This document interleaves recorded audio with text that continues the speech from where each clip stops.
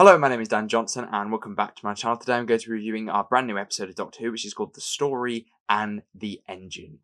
Wow, this was quite a good one. I mean, compared to the others, I'm not sure where I'd place it, to be honest, but I did really enjoy yet another episode of Doctor Who. I think we're 5 for 5, more or less. I mean, I have a couple of issues with this one, but I think you can pick apart issues with all of the stories this year, and I will be going into a couple of them as I review the story. First off, I thought the idea of a barber shop was a really nice idea, and having that as a vehicle to tell these stories was a really smart idea, because the idea of a barber shop or a hairdresser's or anything like that does seem to be a bit of an odd one for me, because you end up going in and telling this person that you only see every 6 weeks or so things about your life and stories and things that you've done recently, and then you leave, and they've taken on that burden and that the issues in your life. And I think that a lot of people find that quite cathartic, so I like the idea of it being used in this episode. I also thought the idea of the barber character, the sort of storyteller, was a lovely idea too. A great subversion of the gods that we've seen before, having what you think is a god and having him actually be lying, and him actually being a harbinger, I suppose, to those gods, and be perpetuating the story. Perpetuating isn't a word, is it? Carrying on their story over generations and generations, essentially being like their bookkeeper, is something I quite liked. We also have quite a good supporting cast in this episode. I think that the idea of sort of relating their lives to the barbershop and why they're getting their hair cut was a nice way to sort of naturally bring in elements of their lives, like they're an athlete or they're going to go and see their mother or whatever like that, and they just want to have a new haircut for that. When we come to the third act of the episode, there is an element of triumph when they are actually able to or get out safe and carry on with those plans that they had originally. I also think that the tone of that barbershop was very good. It's a very contained episode, and I think that has its issues, and I'm going to talk about that soon. But having a contained episode like this and having that element of tension played by all these characters is really good.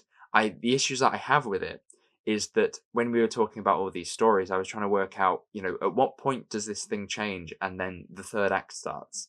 And I was waiting probably up to that 30-minute mark, and I was thinking, I mean, they should be moving on now. I feel like we've covered the whole story thing. We've milked it for all it's worth, and I think that it's time to get into the third act. And then a few moments later, they did. I had to go back and watch a couple of these scenes again, just because I was confused by the amount of stories and the amount of narratives that I was trying to follow within the stories, but also within the barbershop context itself and the gods and relating it to that. And that moment when the barber is lying. At first, I didn't quite get that, so I had to sort of rewatch it and reevaluate that, and I understood it a lot more the second time. But there was a couple of tidbits that I did find slightly confusing in this episode. I mean, there's the moment when Belinda's in the market and she seems to get into trouble and then just walks through the door of the barbershop like they cut out a scene. There's the doctor's story, which he says is 6 words, but to my understanding, it's actually 4. It's I'm born, I die, or something along those lines. Which is 4 words. So I was kind of waiting for the second 2 words, the final 2 words, but I may have just missed them. But I did watch the scene again, and I still couldn't work out what those last 2 words were. We also have the fugitive doctor appearing in this episode, and it's quite nice to see her appear again.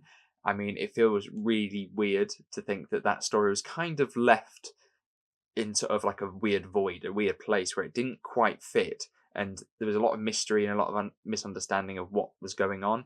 And I mean, I like some of that mystery. I like the idea that we don't know everything about this doctor, but I also think, oh, we could maybe expand on it a little bit more in some context and just ending that story, just to kind of close that book. As we come into the third act, though, I did really enjoy the Doctor's theme blaring out. I think Shooty's this is the best performance he's done. I'm practically saying that every week, but I thought this one was really good. This feels really personal to him and feels very personal to his Doctor, and feels very unique for that.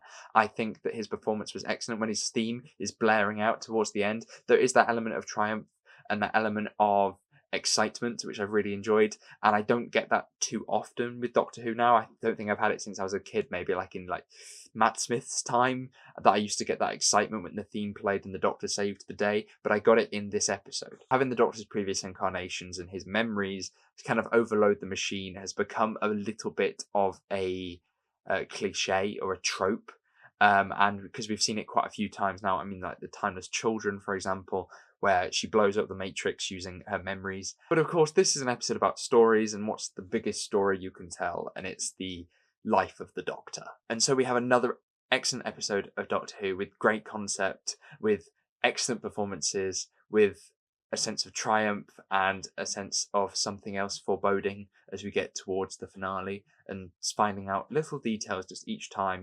How does the Poppy sort of appearance, or the same actress, I feel like that's not a coincidence, is it? Those sort of things aren't, and they even question it at the end of the episode. And as we get closer to the finale, the more excited I get. I feel like this is a nice bottle episode just to reintroduce us to Doctor and Belinda properly before we can start getting further and further into that finale. I presume everything is about to kick off next week. And next week is one of the ones that I've been most anticipating, just because I want to see what it's going to be like. For no other reason. I'm hoping it's not going to be just like Eurovision. Oh my god, I love Eurovision for like 30 minutes and then something happens. But I'm just excited with the promise that things are going to get revealed next week. But I am getting excited with the idea that I feel like this story is going to lead into the 2-part finale, and it's been a long time that I've been really excited about Doctor Who in this way. So each week I'm kind of coming on here and I'm talking about the episode, and I'm just going, this is another great one. I've had issues with all of the stories in some respect, but I've had such a good time watching them. And that is my review of The Story and the Engine. I hope you enjoyed the video. If you did, make sure you give it a like, subscribe if you're new. I'm trying to get to 1,000 subscribers. Fingers crossed by the end of the series, but at least by the end of summer. I am about 8 off, I think, at this point. So if you are new here, or you've been watching my reviews so far and haven't yet subscribed, please do. But until next time, thank you very much for watching, and I shall see you soon. Goodbye.